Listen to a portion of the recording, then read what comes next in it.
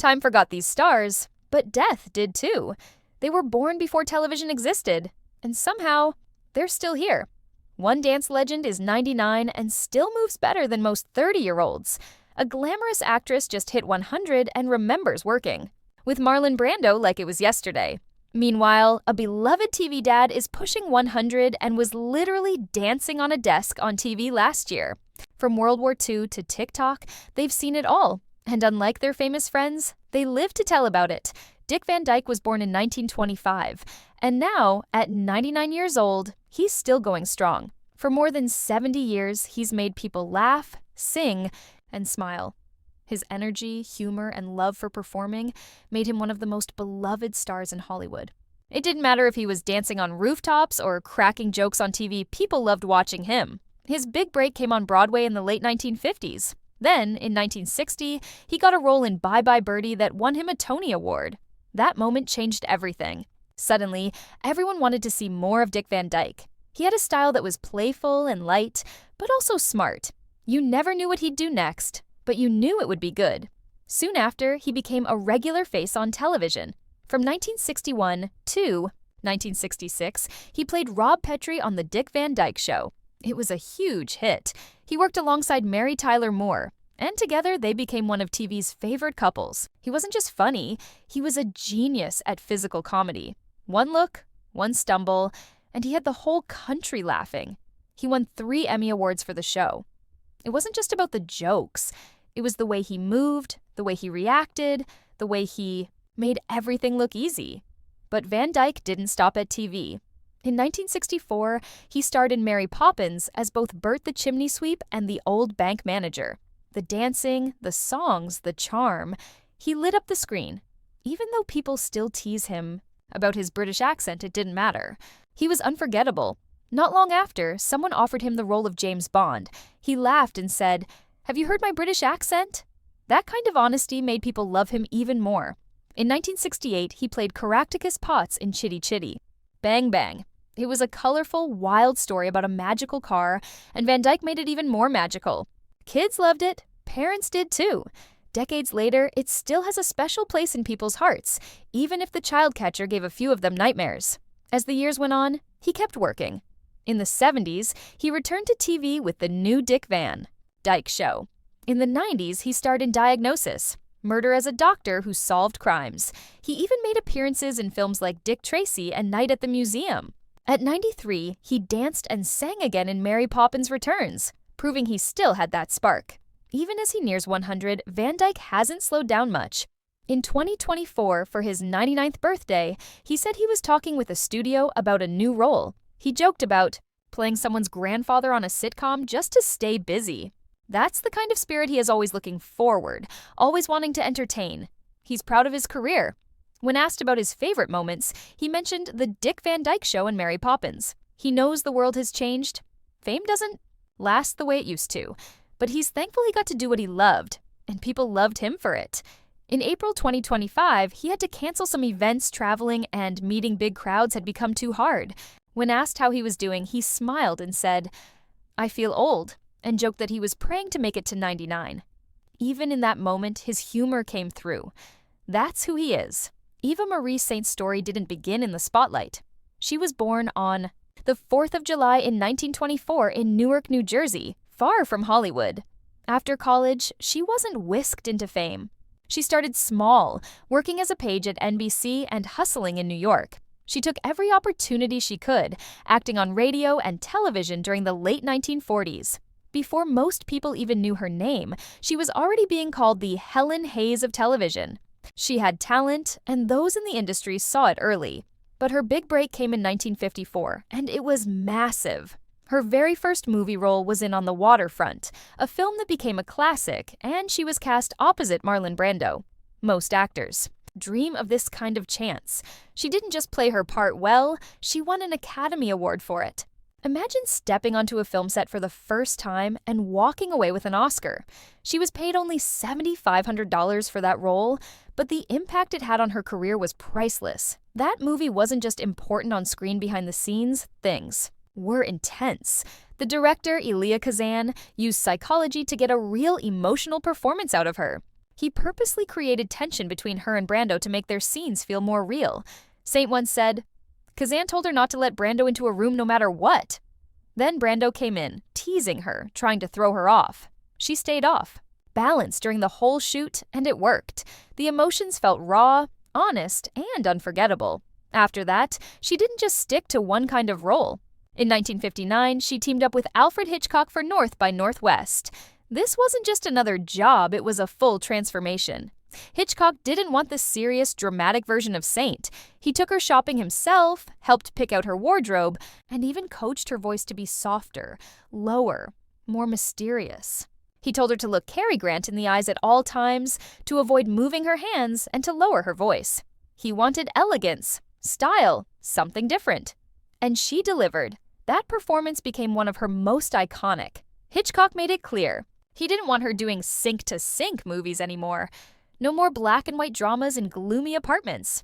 He wanted her to be the kind of woman audiences looked up to, not someone they saw scrubbing dishes.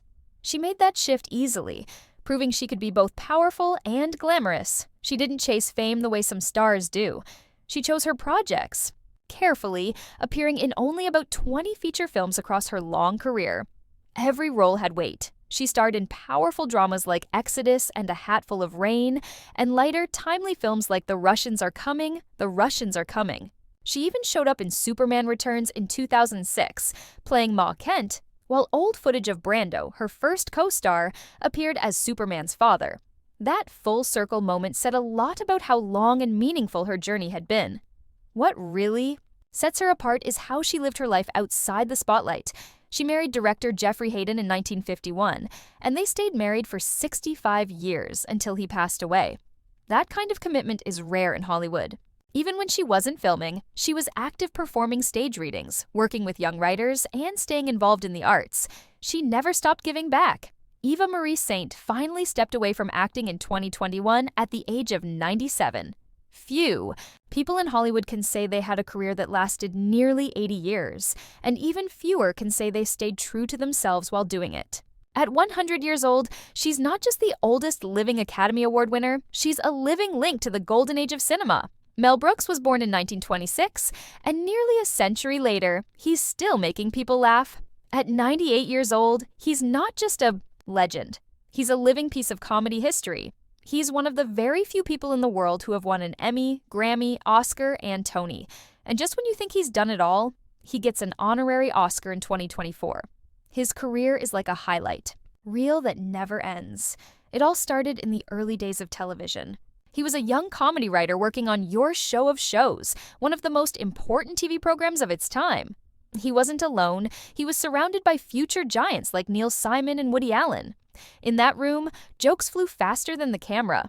Could catch them. That's also where he met Carl Reiner, a friendship that turned into one of the funniest acts ever. The 2,000-year-old man. What began as a joke between friends turned into hit comedy albums, and years later, it even won him a Grammy. At one point, those albums were the only thing keeping him afloat financially. He was broke, but his wit paid the bills. Brooks didn't stop there. He turned a strange idea about a musical celebrating Hitler into the producers, and somehow it worked. Not only did he win an Oscar for it, he later turned it into a Broadway hit that broke records. Most people create one version of something and move on. Brooks made the same story a success in film and on stage, years apart. Then came the 1970s, his golden decade. In 1974, he released Blazing Saddles and Young Frankenstein, two comedy classics in the same year. One tackled racism in the Old West with a joke-per-minute pace. The other was a black-and-white love letter to old monster movies. Gene Wilder shined in both. Brooks, though, didn't just stay behind the camera. In Blazing Saddles, he played 5 different roles, some of them without credit. That's the kind of wild energy he brought to everything. But there's more to him than just laughs. He quietly started a film company called Brooks Films and produced serious, powerful movies like The Elephant Man and The Fly. He kept his name off the credits because he knew people expected jokes. He didn't want the audience to be distracted by the idea of a Mel Brooks movie when the story was meant to be serious. That kind of self-awareness is rare, especially in show business. His personal life was just as remarkable. He was married to actress Anne Bancroft for 41 years, which is practically unheard of in Hollywood. Their home was full of humor, even during awkward moments. Once, their son Max showed up to a dinner party dressed as an SS officer just to push buttons. Brooks was horrified. Bancroft, though, looked at her son and calmly said, "Max, epaulettes, really?" That kind of wit ran through their whole family. Max, by the way, became a successful writer too. He wrote World War Z. Even as he neared 100, Brooks kept working. In 2021, he released a memoir. In 2023, he came back with History of the World Part 2 for Hulu, more than 40 years after the original film. He even did voice work in big movies like Toy Story 4. He appeared in TV shows. He stayed visible, he stayed funny, and most importantly, he stayed Mel Brooks. James Hong's life is the kind of story you don't hear every day. He was born in 1929 in Minneapolis, Minnesota, to Chinese immigrants. His dad ran an herb shop, and that's where it all started. Peking opera performers would come by the shop, and little James watched them with wide eyes. He was supposed to become an engineer. He even got a degree from USC, but his heart was never in it. In 1953, he took a chance and ran straight into Hollywood. But Hollywood wasn't kind to people who looked like James back then. White actors were still playing Asian characters in makeup, and roles for real Asian Americans were rare, often flat or downright offensive. James saw that, and instead of waiting around, he made his own path. He joined forces with actor Mako Iwamatsu and started East West Players, a theater group made just for Asian American actors. This wasn't just about acting, it was about survival, about carving out space in a world that didn't want to make room. At one point, 70% of Asian American actors in Hollywood were connected to East West Players. That's how big an impact he had. His acting career took off in the 1950s with a string of supporting roles in movies alongside Hollywood heavyweights like Clark Gable and John Wayne. They weren't lead roles, but they opened the door, and James kept walking through it. He acted nonstop, year after year, show after show, movie after movie. He'd show up on TV 10 times in a year, each time playing someone completely different. He had to be versatile because he had no other choice. He took whatever he could get and made it unforgettable.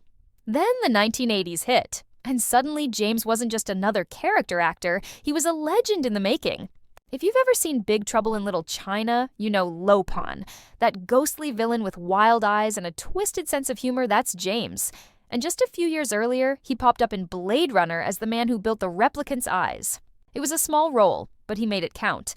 Whether it was horror, sci-fi, comedy, or drama, he left a mark. He even played a magical dry cleaner in Tales from the Dark Side and the no-nonsense Maître D' in Seinfeld's The Chinese Restaurant episode. People didn't always know his name, but they remembered his face and his voice. That voice became just as iconic. In Mulan, he was Chi Fu, the uptight advisor. In Kung Fu Panda, he was Po's dad, the lovable noodle-making goose. And when that series got a holiday special, his performance won him an Annie Award. He kept going, lending his voice to shows and movies into his 90s, including Turning Red and Wendell and Wild in 2022. That same year, something magical happened. At 93, James took on a major role in Everything Everywhere All at Once, surrounded by an incredible cast. He delivered a performance that felt both fresh and timeless. The film won awards, and so did James. The screen. Actors Guild honored the whole cast, and James stood on that stage, showing the world he was still at the top of his game. Then came something long overdue, a star on the Hollywood Walk of Fame. He became the oldest person ever to receive one. There were lion dancers and big speeches. Jamie Lee Curtis spoke. Daniel Day Kim, who led the campaign to get him that star, stood proudly beside him. It wasn't just about James getting a star. It was about what he represented, decades of struggle, persistence, and the refusal to fade into the background. James has always been honest about what it was like to be an Asian actor in early Hollywood. He played a lot of Chinaman roles. As he bluntly puts it, hats, accents, cliches, the whole thing. But he took those small parts and used them as stepping stones.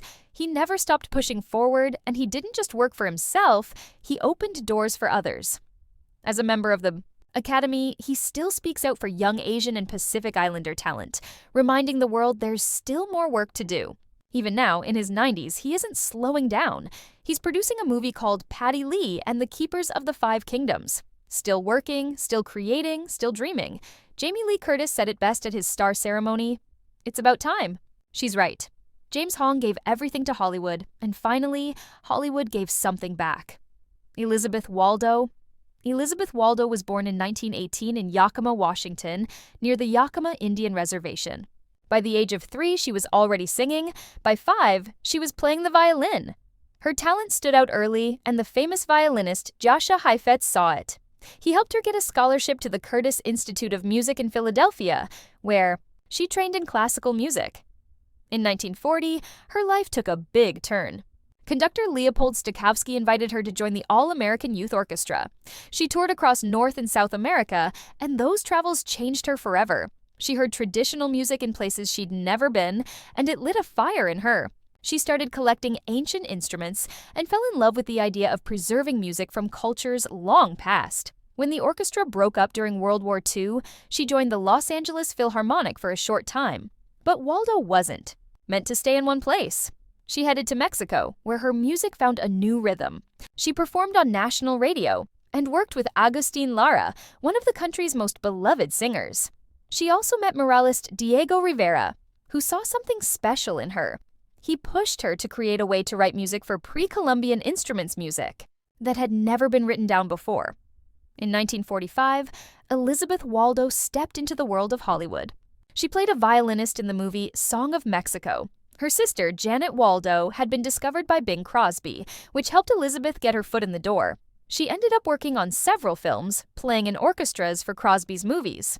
Big composers like Maurice Jarre and Lalo Schifrin admired her unique sound. Her work even found its way into Dr. Zhivago, where her music helped shape the film's emotional depth. A few years later, she toured with Ima Sumac, a Peruvian-American soprano known for blending Andean folk songs with jazz, opera, and Caribbean rhythms. They played in Hollywood, Las Vegas, and even Europe. This experience pushed Waldo to explore music from many cultures and find ways to blend them together. Then came her most groundbreaking work. In the late 1950s, she began recording albums with ancient instruments no one had ever heard in a recording studio before. Her albums Maracatu, Rites of the Pagan, and Realm of the Incas were ahead of their time. They didn't just document music from the past, they created something new using ancient sounds. Jazz producer Gene Norman, who worked with her, called the experience unforgettable. She didn't stop there. In the 1970s, she started scoring films like Chac, Dios de la Lluvia, and Lost on Paradise Island. By the 1980s, her curiosity turned toward Chinese music. She formed a Pan-Asian ensemble that performed in schools across Los Angeles and even toured in China. Her piece, Concierto Indo-Americano, was performed with the Xi'an Symphony Orchestra. It was yet another example of how she brought different worlds together through music. Elizabeth Waldo also believed deeply in education. She created a cultural center called Rancho Cordillera del Norte in Northridge, California. It wasn't just her home. It had a 150-seat theater where she hosted concerts and taught others. She also started the New Mission Theater, a space dedicated to multicultural music and arts. Even as she got older, her passion never faded. In the 2000s, she released more albums, including Land of Golden Dreams and Heartstrings Soul of the Americas. At 97, she was still composing, this time a piece about Chinese immigrants during the gold rush. Now, at 106, Elizabeth Waldo is one of the last living ties to Hollywood's golden age.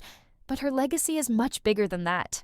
She didn't just perform music, she saved it, transformed it, and used it to connect people across continents and centuries. Jacqueline White was born in Beverly Hills in 1922, and for a short time in the 1940s, she lit up Hollywood screens with quiet strength. Now, over 100 years old, she's one of the last people alive who lived and worked during Hollywood's golden age. Her time in the spotlight didn't last long, just about 10 years, but her work still speaks to anyone who loves classic film, especially the dark, gritty world of film noir. Her entry into acting came by chance. At just 17, while performing in a UCLA theater class, a casting director spotted her. That small moment changed everything. Soon after, she took a screen test and signed a contract with MGM in 1942. But even with her talent and beauty, the studio didn't give her much to work with. Like many young actresses under contract at the time, she found herself playing background characters while MGM focused on their bigger names. Still, those early roles helped her grow. She appeared in several studio films, including a comedy with Laurel and Hardy called Air Raid Wardens. She also had a part in Song of Russia and reunited with an old friend in Three Hearts for Julia. These small wins added up, but she was still waiting for something more.